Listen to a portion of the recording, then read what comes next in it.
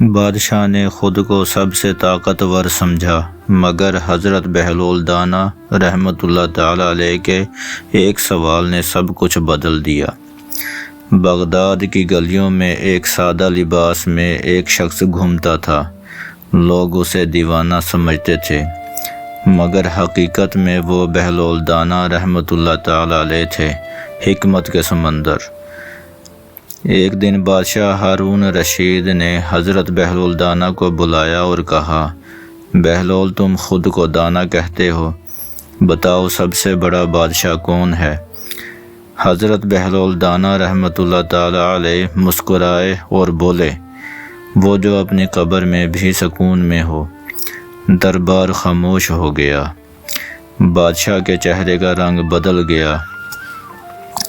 بہلول دانا نے کہا، اے بادشاہ، تخت تاج فوج یہ سب قبر تک ساتھ نہیں جاتے، اصل بادشاہی اللہ کی اطاعت ہے۔ آج ہم بھی اسی غرور میں ہیں، پیسہ، طاقت، شہرت، مگر موت سب کو ایک جیسا کر دیتی ہے۔